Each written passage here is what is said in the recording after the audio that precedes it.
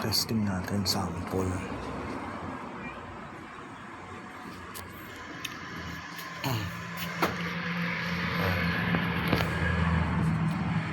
Sabi dito 12.9. Ito 13. Pero ang tunay na voltage niyan 13.1. Ngayon, ito 1,500 watt capacity. Papatakbuhin ko ngayon yung initan ng tubig, which is ito rated for 800 watts. So inverter yan, dito naka-plug.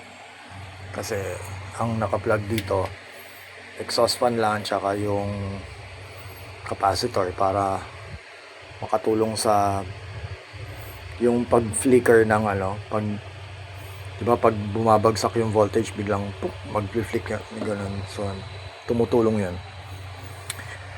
Ito direct sa inverter. So 'di ba? 28 degrees. Ano yan? 800 watt. Mag-work siya gamit yung battery lang, walang solar. Gabi kasi ngayon.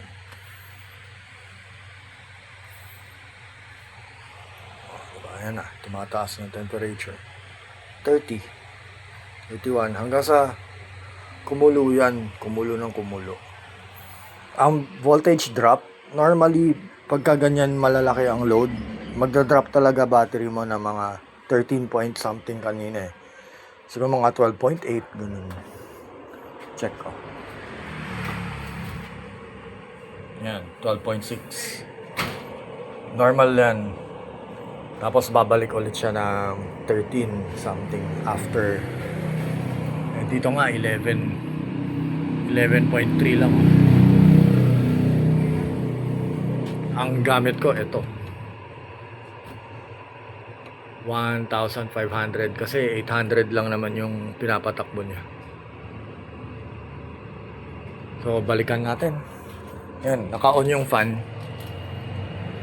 May ventilation dito. Okay naman, working siya.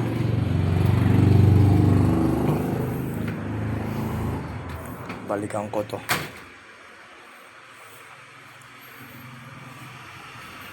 Kaya 50 degrees na. Actually, mainit na yan. Ayun na. 50 na eh. Pwede na yan, pang kape.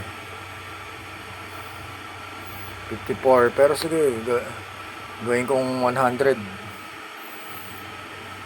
Ang amp draw niyan siguro nasa 30 amperes, mga ganun, 20 to 30 amperes ang kinukuha niya from the battery. So 800 watts ito.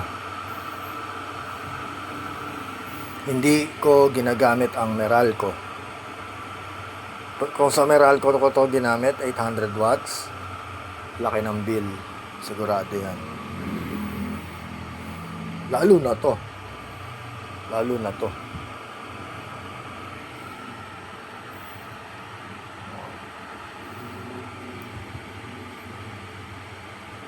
67, 68,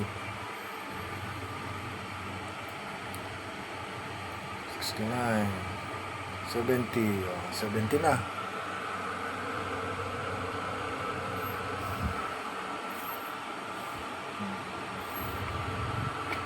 Para magpakulo ng water, gamit ang induction heater. Induction din naman to eh. Maliit nga lang, kaya 800 lang. Ito, 1,000 something to. Yung malaki. So, 800.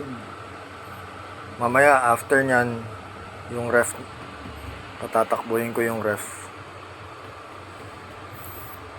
Kaya hindi ko muna siya ginagamit as tuloy-tuloy kasi yung battery ko nag-iisa lang. Siguro kung na-double ko yung baterya o tatlo man lang para morning, afternoon, tsaka night or night, midnight, tsaka dawn break, parang ganun. Basta tatlo.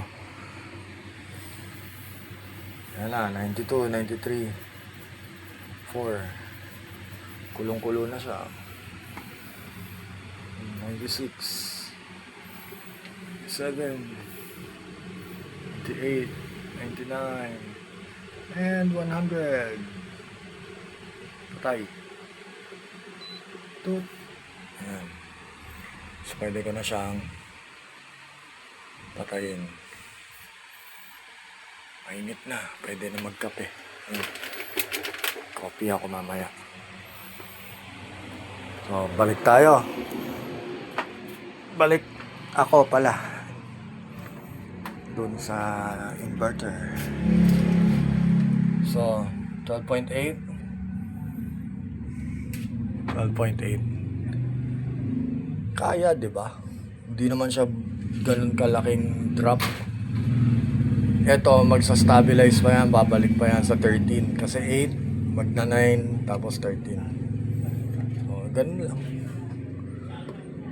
Basta, tama lang yung wire gauge na ginamit. Kasi kung maliit ang ginamit mo for 12 volts, kaya na, 12.9 na, tumaas oh.